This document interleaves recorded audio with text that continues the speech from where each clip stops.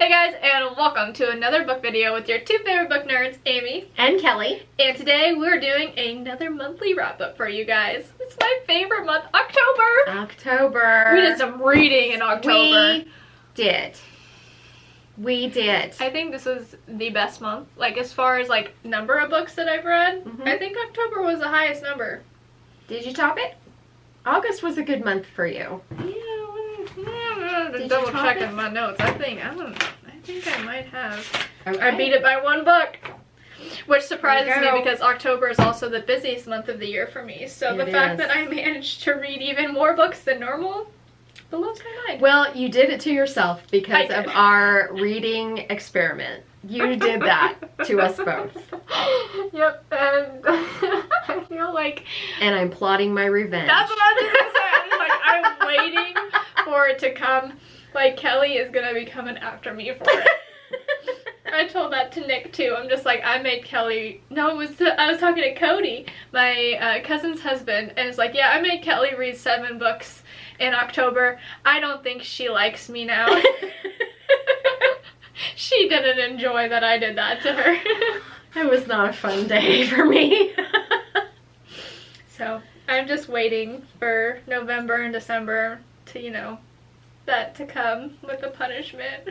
Because if we do, like, themed reading, I get to pick them. Yep. Yep. I deserve it. And I'm still talking about being nice to you. Yeah, so. she was just a little bit ago, and I couldn't believe it. I'm like, really? Because you're a better person than me. I know how it feels. I was a victim too. This has to stop. Somebody has to want it to stop. That's a reference to our live stream. Go check it out. Go check it out. That's a reference. Only good Indians. Yep. But we are here to talk about the books that we read in October. Yes. Got my little stat sheet in front of me. I got my little notebook. The very special, oh yes, the Everyday Epic Book Club notebook. Look at that. Anyway, okay, I went first last time, so you're going first this time. Okay, so I read 10 books in October. That was... I don't have hardly any of these books, but 6 of them were Riley Sager books, and there's 4 of them. 4 of them. 6 of them were Riley Sager books for our experiment video of a couple of weeks ago. You can go back and watch that, but I read The Only One Left, The House Across the Lake, Home Before Dark, The Last Time I Lied, Lock Every Door, and Survive the Night. Those were the 6 Riley Sager books. There were our 7. I have read 1 in September. After that, I also read Sleep No More by Seanan McGuire. It was her latest release in the October Day series. And 3 books that I read ebooks, which is Thorn Hedge by T. Kingfisher, Sloot by Brom. Oh, you read Sloot. I read Sloot. And Wormwood Abbey by Christina Bear. So those are my 10 books. That was a total of 3,262 pages, so an average of 326. Stars. I did not do this. 1, 2, 3, 4 stars. 1, 2, 3, 4, 3 stars. And 1, 2, 3, 2 stars for an average monthly of 3 stars. I read in October 7 books. So I read the... I'll go through this again. Riley Sager books. So House Across the Lake. I'm pulling the tablecloth with me. The Only One Left. Home Before Dark. And The Last Time I Lied. And then I also read Fight Club, because this was going to be part of another one of our videos, but we didn't get to it. I still wanted to read it, so I read that. I read The Housemaid, and Long Live the Pumpkin Queen, because Nightmare Before Christmas, spooky season, it has to happen, so yes. That was a total of 2,340 pages for an average book length of 334. I ended the month with 1 4-star, 4 3-stars, and 2 2-stars for an average rating of 2.6 stars in October. So I read a lot, but I didn't like a lot of what I read. And that right there is my revenge for the Riley Sager books. So, what was your longest book? My longest book was a tie. It was The Only One Left and Home Before Dark. Those were both 400 pages. And so those were the longest ones. The shortest book was Thorn Hedge, which it was a novella, not really a book. So it was a novella, not a novel. It was at 116 pages. So that was my shortest one. Well, my longest book was Home Before Dark, and I guess then the only one left because per the books, Home Before Dark is a little bit longer. Is it longer? Mm-hmm. Okay. But anyway, longest book tie for me as well. And then my shortest book was Fight Club at 200 and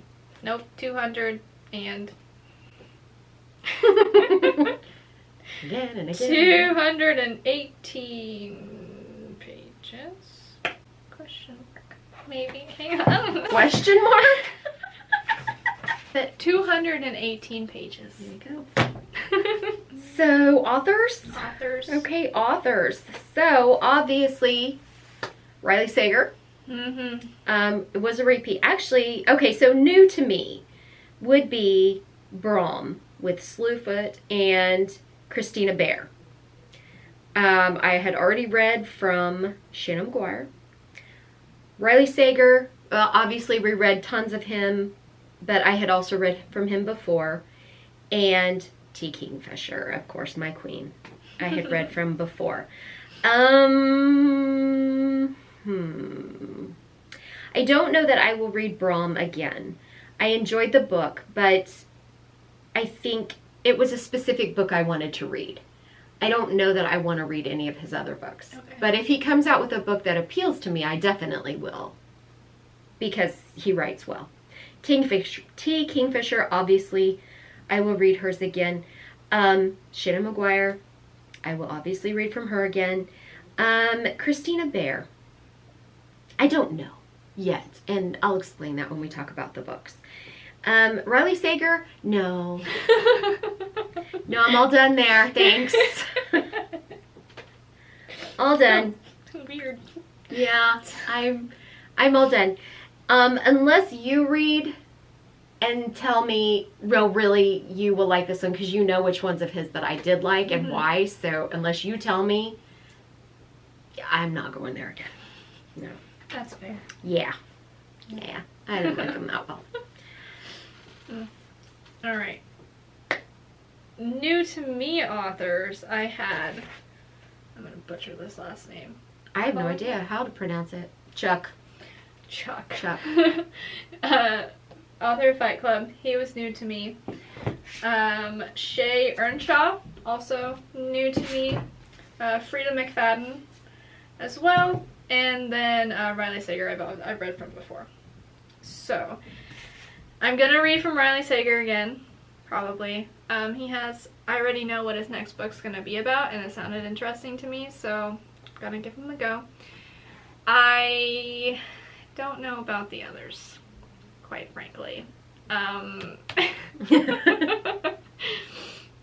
think I will try Frida McFadden again, because I think it was just, I'll get to it when I talk about the book, the reason why this book got the rating that it did, so I might try her again, given a different type of story, aspects of the story. Yeah. Definitely not, Chuck. Maybe. Probably not though. So, yeah, we'll try Frida and Riley Sager again, but probably not the others. We'll get into why later. Take some explanation. Yep. Yeah. So genres. Genres. I read 6 thrillers, 2 fantasy, 1 paranormal horror, and 1 gothic. Sounds like a good month. You'd think. I'm not a thriller girl. I'm not. I'm just not. Alright, I had 5 thrillers. I had 1 satire and 1 young adult fantasy book. Alright, let's get into our books. Talk books, people. Okay, I will start with Sleep No More. This was, at the point I read it, the latest Shannon McGuire book. As I always say when I read this book, I can't really talk a whole lot about it because if you have not read, this is like, I think, I don't know, 16 books, 17 maybe.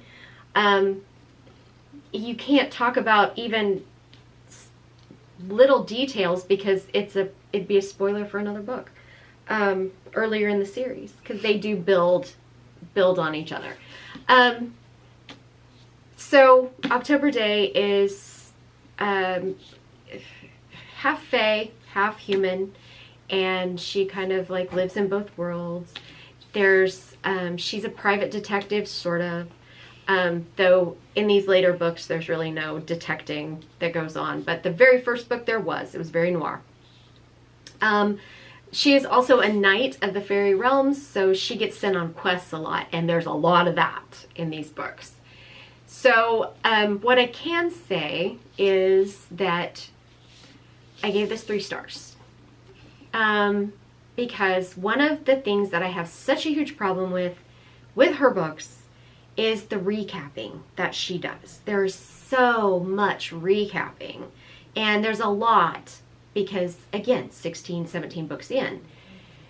She found a new and exciting way to do all that recapping in this book, so it will not spoil anything to say that in this book, October gets thrown into like this kind of parallel realm kind of thing where she has no memory of her former life.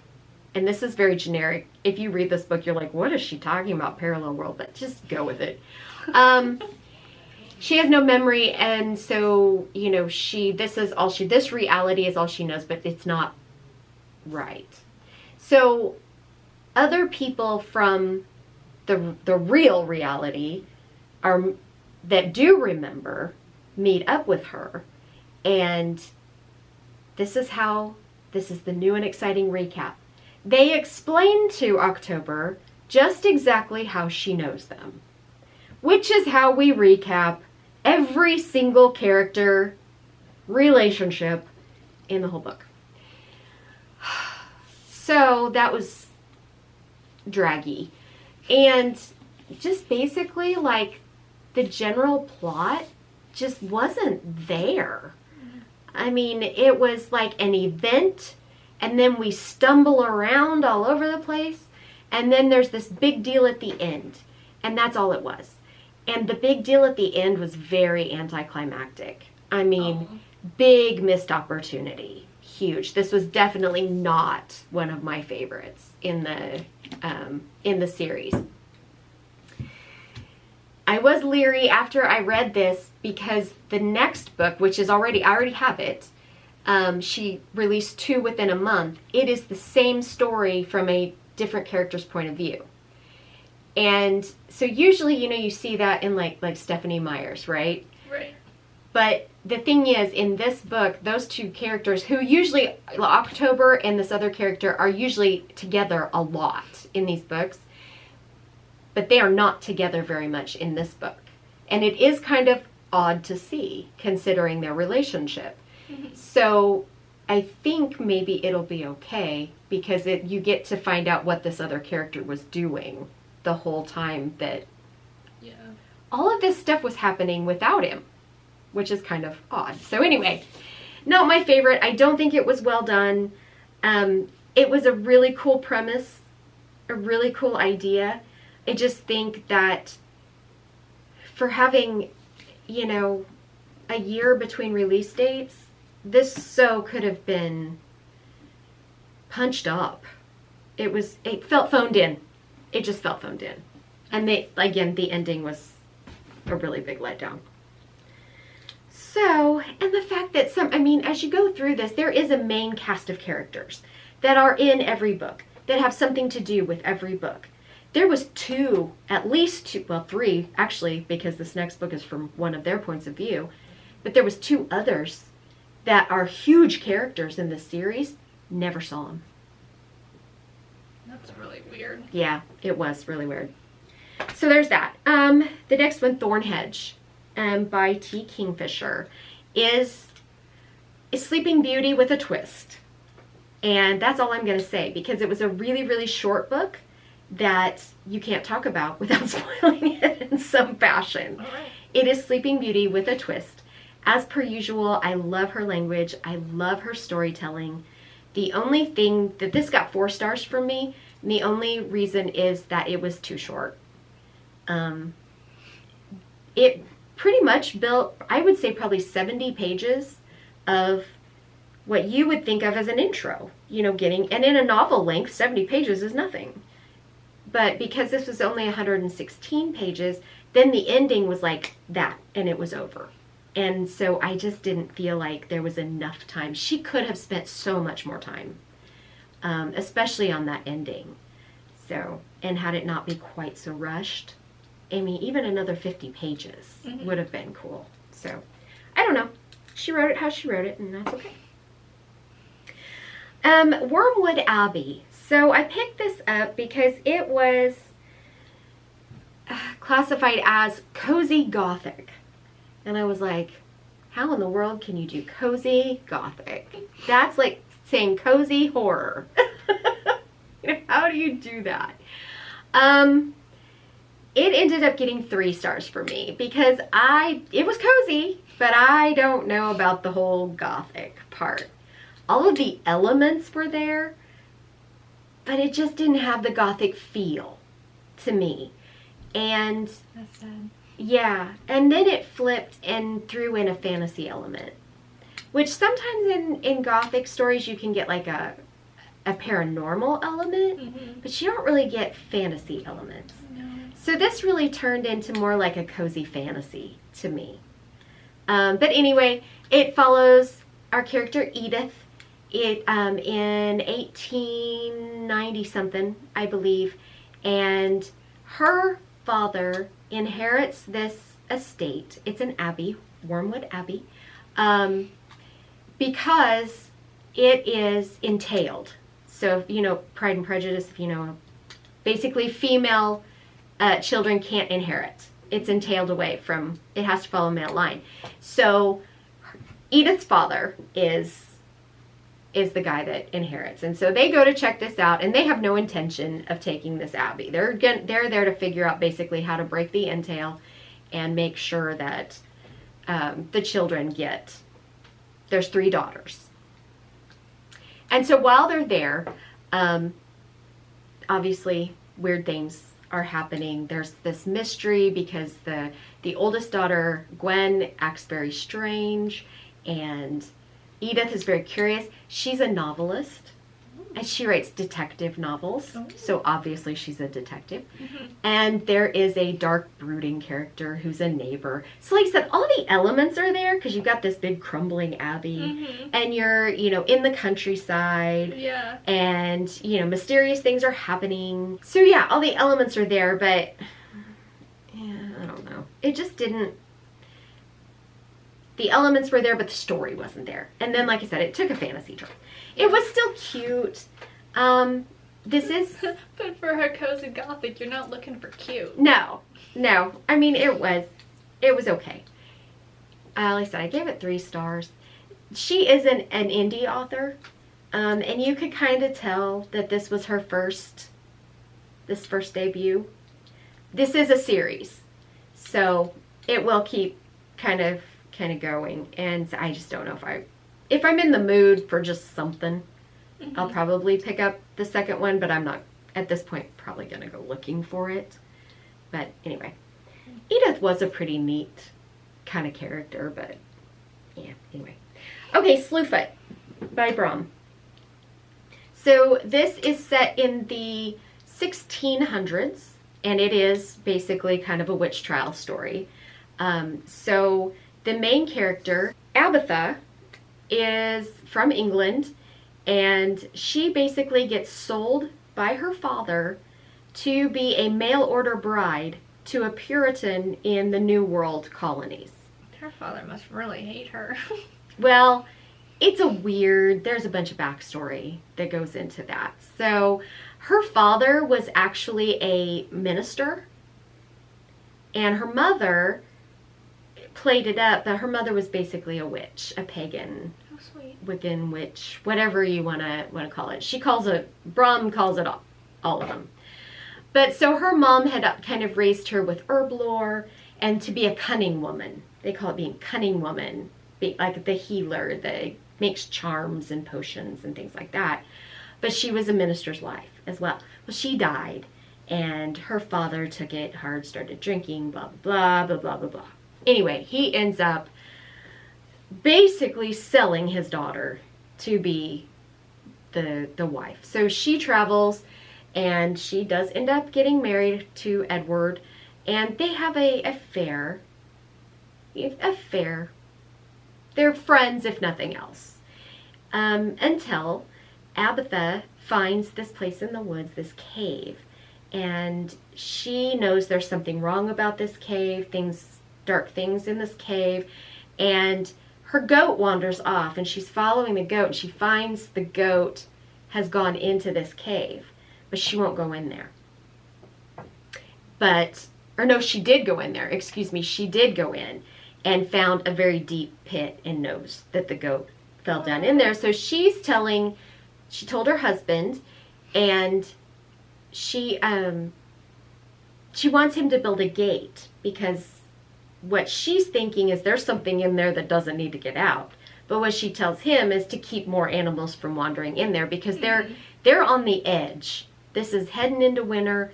They're on the edge, and they don't have anything. And they can't afford to lose this goat. Mm-hmm. They definitely can't afford to lose anything else. So Edward is basically humoring her. Well, one day Edward doesn't come home. And Abatha knows what happened, and she goes, and anyway, Edward's dead. And in this Puritan time, she basically takes advantage of this kind of obscure kind of law to be able to keep her farm and keep working. But her brother-in-law, who's a dick, he was trying to take it away from her. So she's having to work and struggle and do all this. In the meantime, there is this entity, we'll call it, who rises from a long sleep. And you don't really, in the end, you kind of figure it out. But through the book, he's referred to as Sloot, which is a Puritan reference to the devil, to Satan. But we don't really know. He's not like Satan. But is he a demon? Is he a wood spirit? But anyway, he and Abatha kind of form this relationship, and he helps her on the farm. But is Abatha really falling into, a dark path? And so she's trying to figure out what's going on while she's trying to keep a hold of her farm, while this Puritan community is like really ostracizing her. And it's the time of witch trials, so it's like all you can do is, one small slip of a word, mm-hmm. or somebody wants to get back at you, and, all of a sudden you're on a witch trial. So all of this is going on. It's a lot happening. It's a lot. There's a lot, and it goes down a very dark road. And I'm not going to say any more of it. That is the setup. You can probably see where it's going to head, but how it gets there and what happens when it gets there is all... Yeah, there's the reason I called it paranormal horror, because it is very much. I gave it 4 stars. It was very good.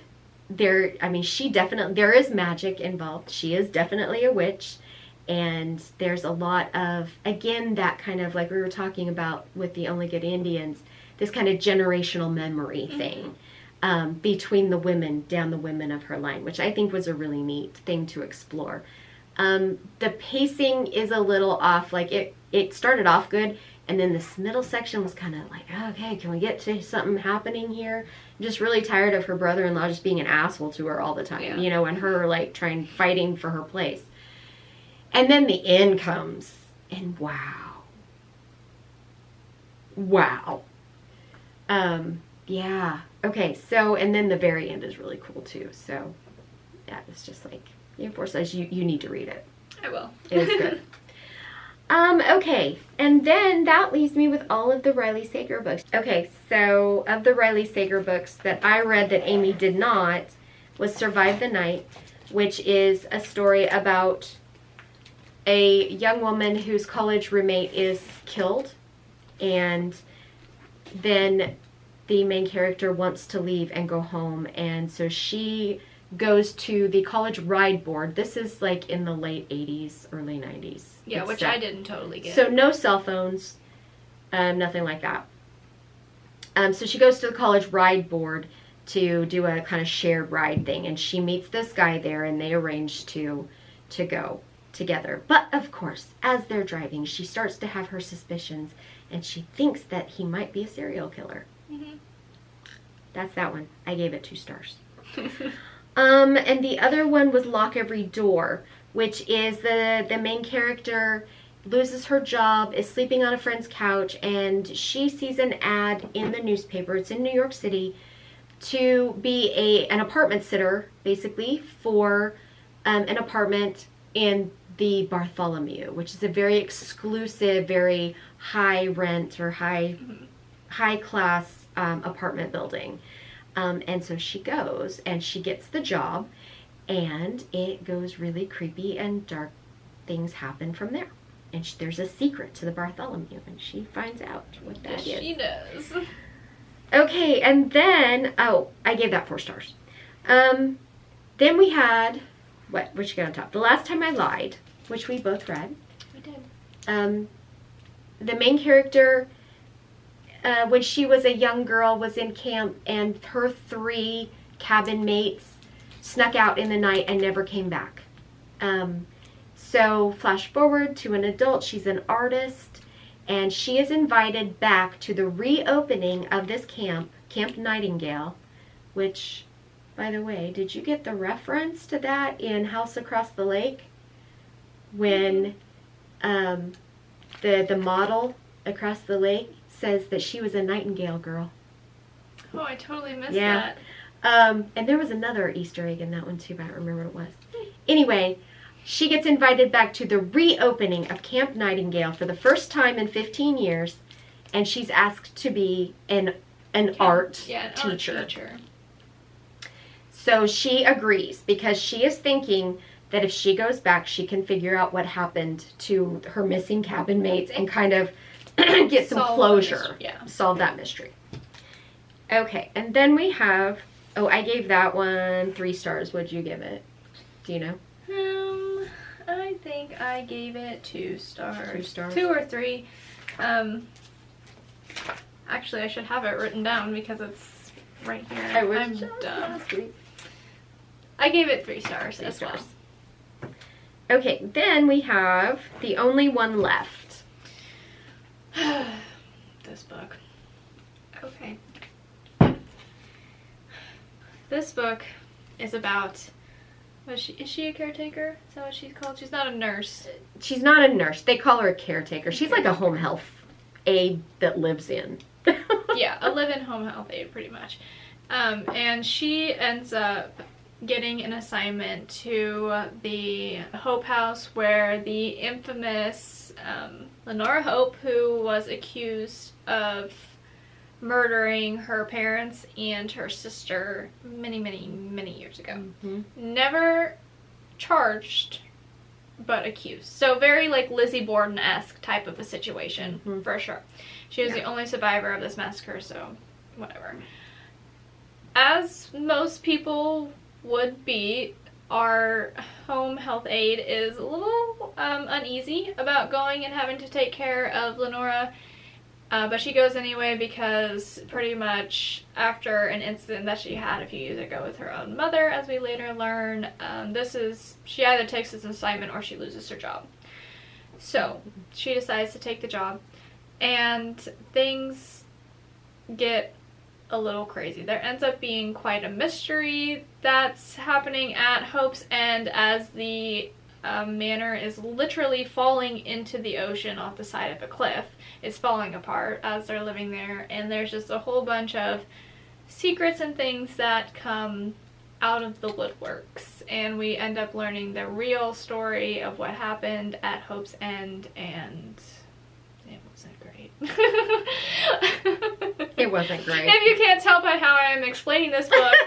And her tone. Yeah. I did this and then this. They were just so, it was a, as I mentioned in our Riley Sager video, it was a soap opera, and I didn't like it. Mm-hmm. Very Gave chaotic. it 2 stars. Me too. Yeah. Yep. And then it's yeah. sort of just throw it. Throw it away. Throw it away. Done. Done. And then we had Home Before Dark. I really like this one. You talk about this book because you liked it. I like this one. Okay, so we have I don't remember any of these characters' names. That does not bode well. I don't either. Maggie. Okay, yeah. So Maggie ends up returning to her childhood home, which is supposedly haunted. When she and her family moved there when she was a little girl, a lot of strange things happened there, supposedly, and her dad ended up writing a horror book about it. And it was like a non-fiction book, and it ended up becoming like a huge best-selling hit. And for all of her life after they ended up like leaving the house in terror, Maggie refused to believe that anything in the book was true. She thought it was all made up, and for her entire adult life, she, well, I mean, like even just growing up, she was trying to get her parents to admit to her that the book wasn't nonfiction, everything was made up, and, you know, none of it was true. And they never once would admit to her that that was the case. So after her father died, she inherited the estate, and she ends up returning to the house against her mother's wishes and against her father's. Like, that was his dying wish, was like, do not go back, it's not safe for you there. She ends up returning to the house to try and figure out, well, her plan is to fix it up, and then she's going to sell it, because that's part of her job. She is a renovator, design, decorate, like all of that. She flips houses. So that's her plan with this building, and she ends up learning the real secret, what went on at the house when she was growing up, and it is wild. I don't know. I like this book a lot for all of the paranormal and the haunted house spook vibes. Like, yeah, I liked it. I gave this one 4 stars. I gave it 2 stars. Yeah. I didn't like it. Yeah, well, because, you know, from the get-go, if he didn't, her father, like, some of his dying words were not to go back to this house, then why the hell do you leave it to her? That's fair. That is fair. I mean, the whole kind of premise was off from the get-go, and this was one of the ones that the villain at the end, he just picked it out of a crowd. He said, I think it's gonna be you.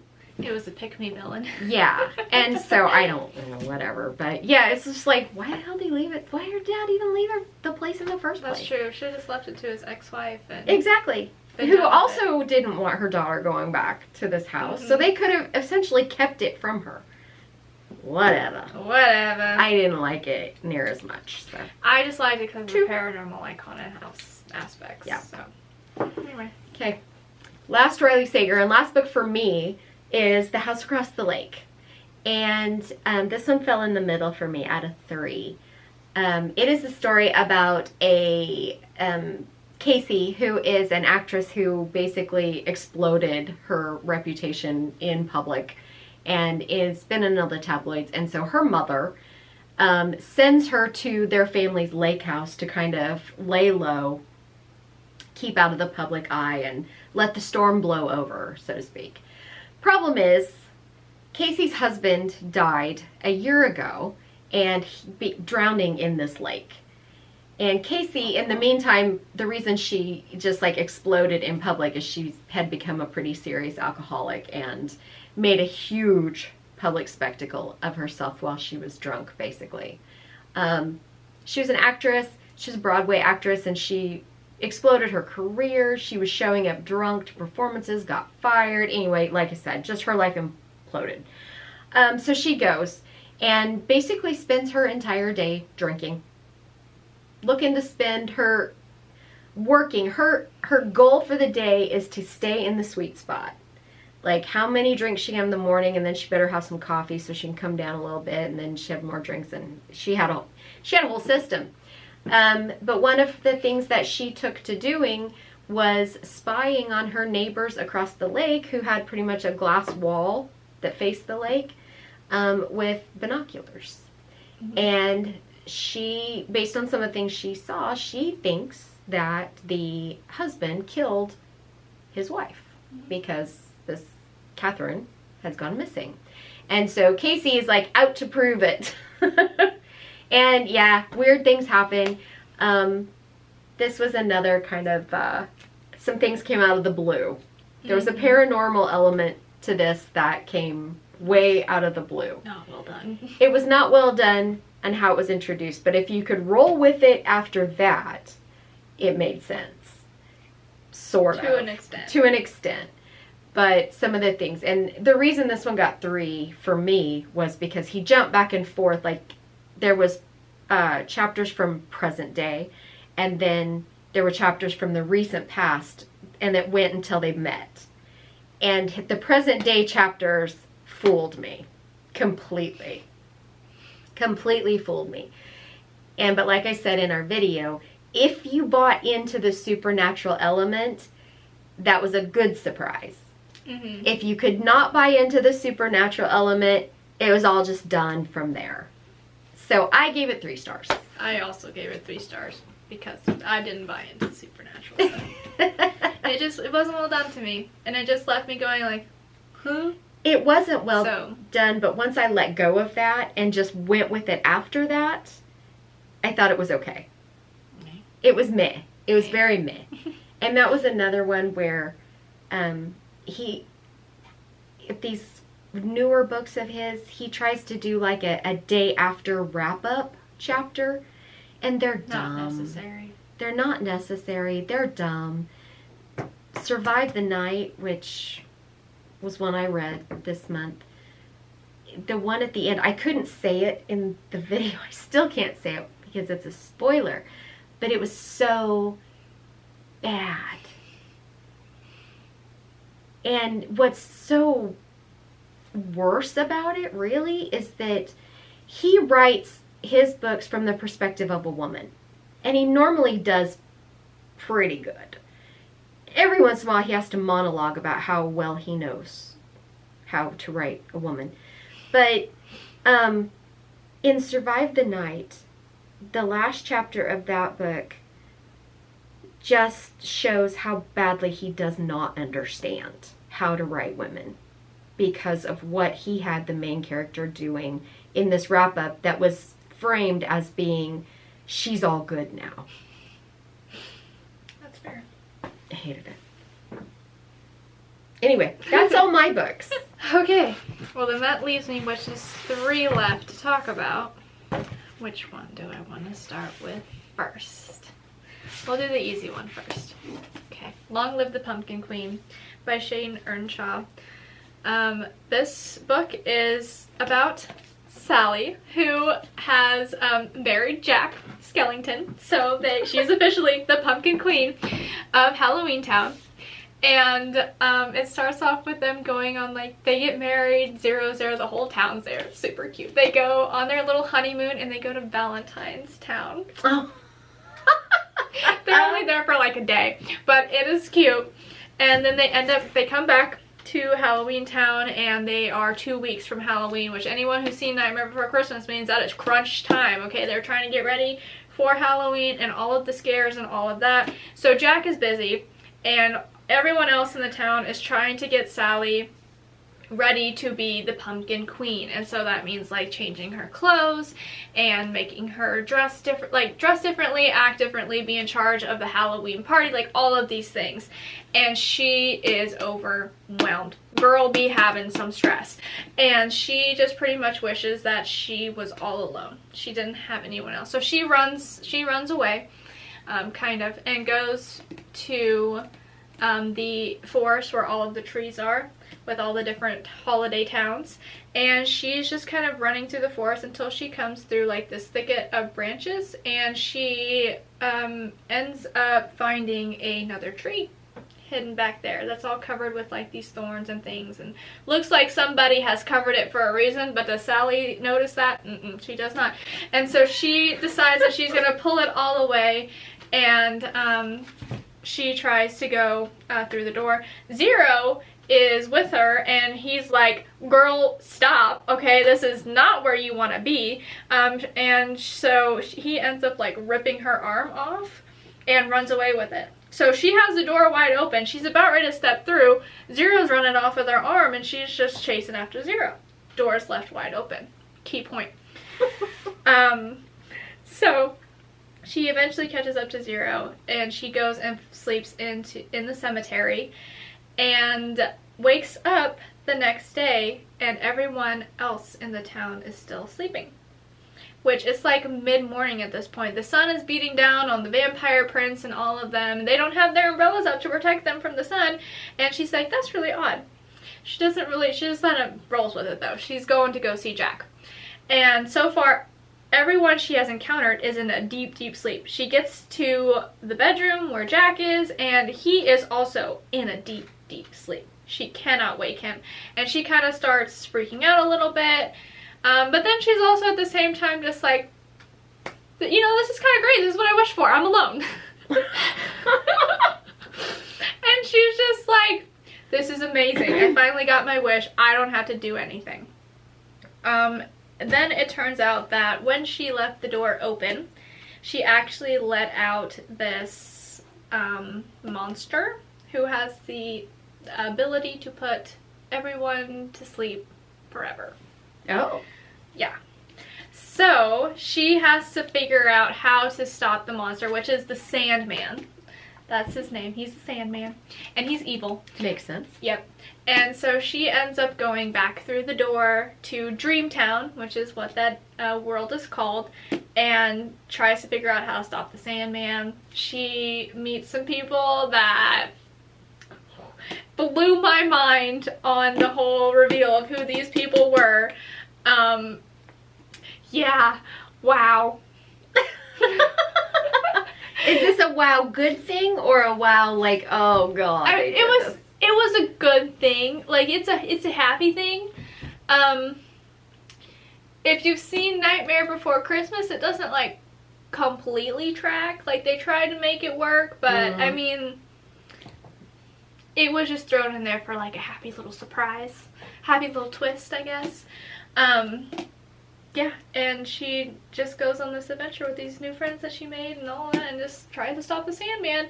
I ended up giving this book 3 stars because I loved being able to experience the Halloween Town, Nightmare Before Christmas, all of that again, because I love that movie. So it was fun to be back in that world. But this is a YA fantasy, and it reads very YA, and it just, it wasn't doing it for me. Like it was okay and it was fun, but I don't need to read more. Kind of thing. Like there were definitely some things where it's just like, okay, like let's go now. So yeah, but it was, like I said, it was so fun, and I gave it 3 stars, and I'm glad that I got to experience Nightmare Before Christmas again. So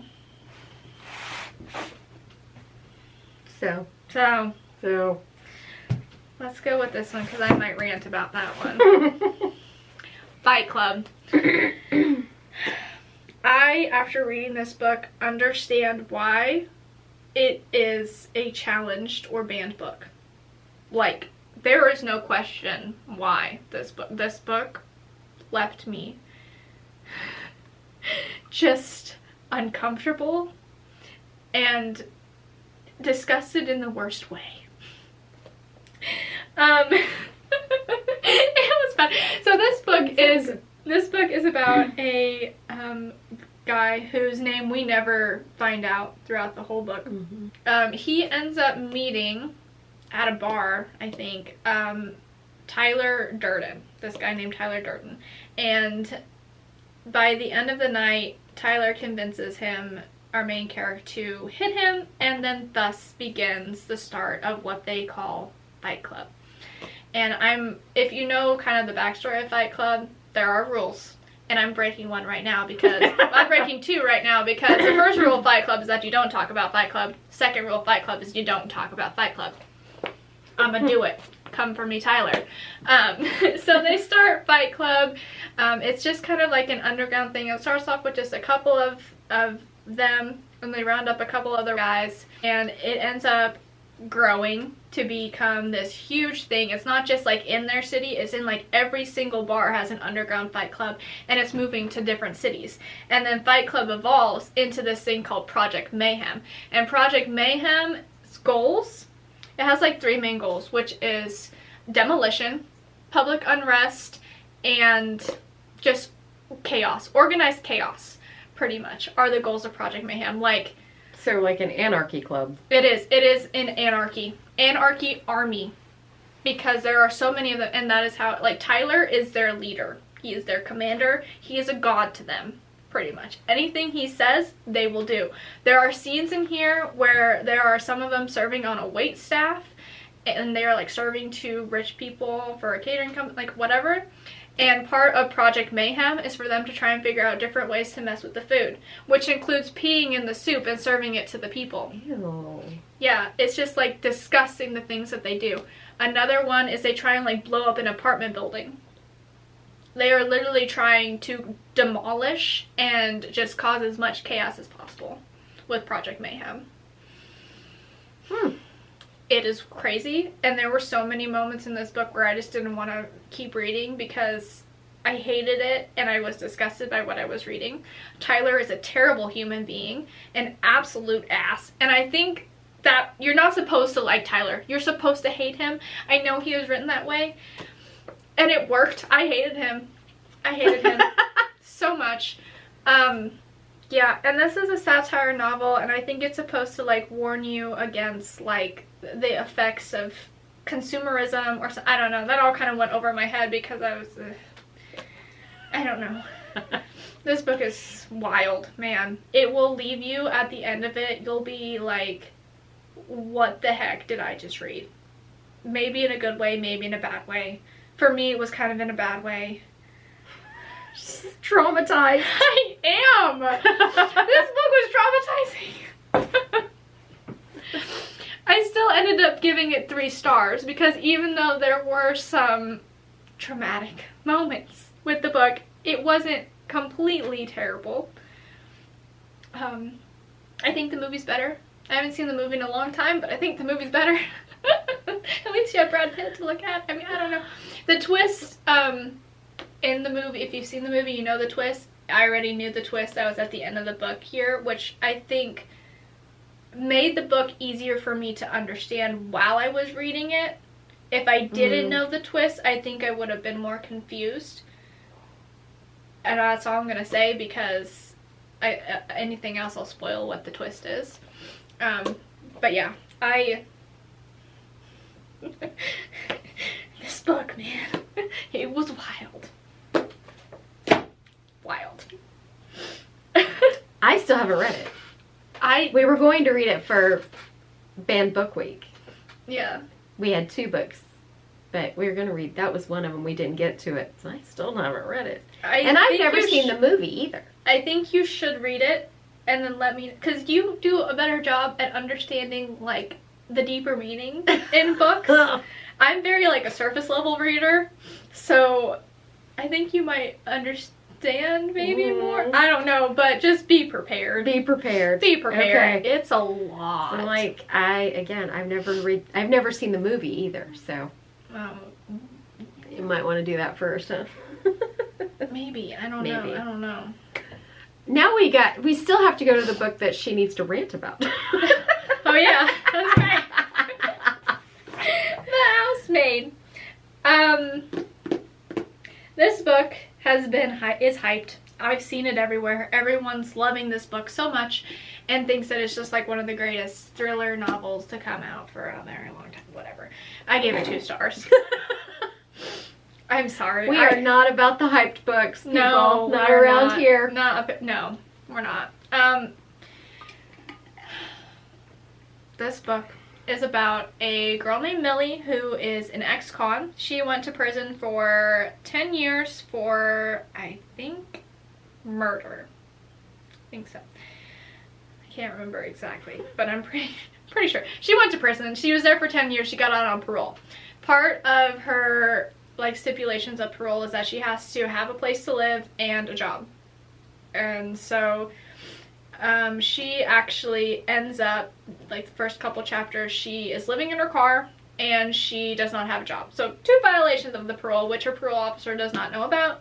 And she is like frantically applying to anywhere that she can so that way she can try and get some money and find a place to live, get out of her car and all of that. Stop violating parole so she doesn't have to go back to prison. She went to prison when she was like 19, when she was younger. So she has spent the majority of her adult life in prison. Mm-hmm. So she doesn't really know much about how to live and all of that, like in the adult world. She ends up applying. Are you okay? Yeah, I just hooked my earring. I'm good. Keep going. Go. She ends up applying for like various different jobs, like places that are well known for hiring ex-cons, and she gets rejected for all of them until she applies for a job working for Nina and Andrew Winchester as a housemaid, a live-in housemaid. So if she could get this job, this dream job, she'd get to live there and have a job, make money, all of that. Violations just gone. Okay, she's doing great. She doesn't think that she was going to be able to get this job just because it's like such a fancy house and rich people and all of that. And she's an ex-con. And she's an ex-con, right? But she gets hired. And she's just like... Red flag, red flag, red flag. Yeah, exactly. And she can't believe it. Her interview with Nina had gone great and hired on. So yeah, red flag number 1, mm-hmm. right? She gets there on her first day. And she's walking in, and I think the gardener had to let her in to the estate because the gate wasn't working or whatever. And as he's walking her up to the house, he tells her, he doesn't speak English, not very much, not a lot of English. He's Italian. So he tells her something in Italian, which ends up being danger. You're in danger. Warning. Right. Which she Googles later when she gets a phone from Nina. And finds that, and she's just like, okay. Ignores red flag number 2. She's taking care of this big house, okay, and they have a beautiful guest bedroom. Did they put her in the guest bedroom? No. They put her in a teeny tiny little room in the attic with a window that doesn't open and a door that locks from only the outside. Red flag number 3. Does she think that she should leave here? No, she doesn't. She's too stupid to live. Well, she's just like so desperate for a job that she's like, I can't leave. I have to stay. I can make this work. This little cot in the attic that they had me sleeping on is comfier than the bed I had in prison, so this will be fine. Which, fair. Okay, fair. I guess that's kind of fair. And so she starts her job working as a housemaid. Everything seems to be going great. She loves Nina, and Andrew seems to be a really nice guy. Everything seems to be great. And then switch flips in Nina, and she starts going freaking crazy. Like yelling at Millie for no reason, causing complete chaos and making huge messes, and all of this for no reason. And, Millie's just like, I just gotta put up with it. I need this job. I'm gonna stay. And then Andrew comes in. And Andrew is so nice to Nina. So nice. And for 90% of the book, we have to hear about how good looking Andrew is. And how this is the trigger. This is the trigger for me. This is what sent me over the edge. How Nina doesn't deserve Andrew. And Andrew deserves so much better. In fact, Andrew deserves me, Millie. I deserve to be with Andrew. The homeless ex-con. Yeah, why is he even with Nina? She's fat and she's crazy and she's always and she can't even give him children like he wants. I could give him the life that he wants. I'm so much better than Nina. I could be the mother to his children. I could be a better wife than her. The homeless ex-con. Yeah. On and on and on. For 90% of the book. 90% of the book. And then something happens. And then she's just like, I have the right to be this man's wife. I have the right to be the mother of his children. I have the right. And I'm like, honey, you were talking about your married boss. You have the right to nothing of his. Nothing. You have no right to anything. And it doesn't matter what your opinion is. If you think that he doesn't, like he shouldn't be with her or whatever, it doesn't matter. He is married to her. Okay? So whether you think you're better suited or not doesn't matter. Let's like move on. And it's talking about how like, oh, I haven't been with a man in like over 10 years. And so then she tries to come on to the gardener as a like a little test run before she gets to Andrew. And it's just it's like, I know a girl like this, like Millie, and no. I'm sorry. I hated it. Had that not been the majority of the book, I think it would have been okay. I did hate the ending though as well. So this would have been 2 stars no matter what. So regardless, the ending was really crappy. Like, the stupid ending. So I literally read it and I'm like, really? And I went like that. And I was done. That's where we're going with this. Yeah. So there you go, folks. We should have ended on something better than that. Yep. We should have saved some of the Riley Sager books for last, I guess. We should have. Or the Pumpkin Queen. Or the Pumpkin Queen. Sorry. Downer, man. Yeah, Thanks. well, that was how my month of October was. 2.6 stars. It's just sometimes the way it goes, isn't it? October was a scary reading month. It kind of was. It kind of was. Yeah, and not in the great way. No, not in the way I wanted. No. But anyway. Oh well. There you go. Happens. There it is. Yeah. Well, that was our October. That was our October. You got plans for November? The only plans I have thus far is I really want to try and read The Raven Boys again. I meant to get to that in October, but I was busy, so hoping for November, because I like to reread them around this time of year. Very good vibes. That would be a good fall vibe book. I still haven't read the last one. Oh, you gotta read it. I know, maybe I'll get to that one. And then we gotta get to the spin-off series. There's like 3 books in that now. Oh, well, yeah. There's more than that because there's like some novellas thrown in there as well. There's like 6 books, so yeah. Yeah. Oh, we'll see. We'll see about that. I don't know. Yeah. What about you? Well, I have, like you said, the next Shannon McGuire book. So I will be reading that. And after that, I really don't know. Might make you read some books. Yay. It's my turn. Yay. Yeah, I don't know. Maybe I'll buddy read the last book with you so that I actually finally get to it, of the Raven Cycle. That'd be fun. I was also thinking I might get to this one finally, because this is kind of fall vibey too. This is the duology that started with A River Enchanted, and this is A Fire Endless. It's the second one. It's just the 2 of them. So, and I kind of remember A River Enchanted having kind of a fall-y vibe, so I might read that one too. I don't know. I'm just wanting to read, you know, the books that have the vibe of the fireplace and the cup of tea and the cozy blanket. I just want those vibes right now. So whatever I can find that has those vibes, that's what I will be reading. Sounds Sounds like a good plan to me. Yeah, I think so. That's it though. That's all I'm thinking.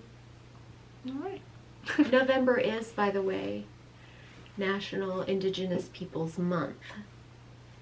Indigenous Peoples Day is in October, but the month is November. Alright, well look at that. We planned our books then really well. We did. Like unintentionally. We did. So it's possible I may try and pick up Bury My Heart at Wounded Knee again. Maybe.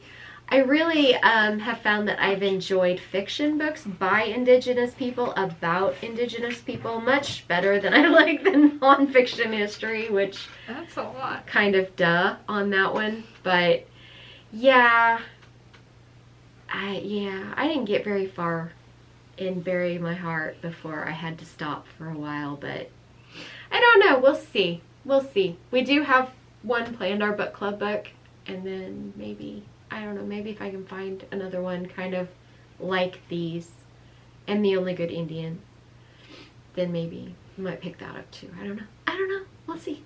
Well, sounds good to me. Yeah. If you guys enjoyed watching this video, please be sure to give it a thumbs up.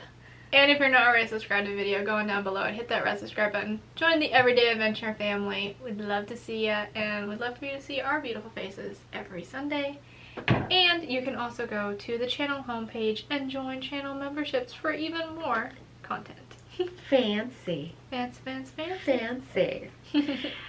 Also be sure to check out that channel homepage for all the other content that she has there. The book stuff is obviously the best, but it may be that you like other things too, like travel or shopping or home reservations, home renovations, or, you know, just fun. You can relive your spooky season days by going through all of those and the decorating and the food and all of that jazz. You can also go over and check out her blog that has other things. Some that just expand on the videos, but there's other things like Watch It Wednesdays or Foodie Fridays as well. So get involved, get all that checked out, and join the Everyday Adventure, doing this, the Everyday Adventure family. I don't know why I did that. It just, if it feels right, you gotta do it. I guess so. Yeah, finger guns. I have no idea, except that since the time changed today, you'll see this next week, but for us it's today, that while we've been sitting here it got dark, and all of a sudden it feels like, we gotta wrap this up, I gotta go to bed. Yeah. I'm thinking it's like 8 o'clock at night right now, and it's probably only like 5:30. Yeah. Yeesh. Yeah. This is gonna take some getting used to. Yeah. Ooh, winter. Winter is coming. It's 6. 6 o'clock. It's so And late. I'm like, dang, we gotta wrap this up. We've been here forever. Yeah. We talk a lot, but not that much. Not usually. But anyway. Alright, Yeah. well, like I said, hope you guys enjoyed watching this video. And I'm Amy. And I'm Kelly. And we are the Everyday Epic. See y'all in the next one. Next time. Bye.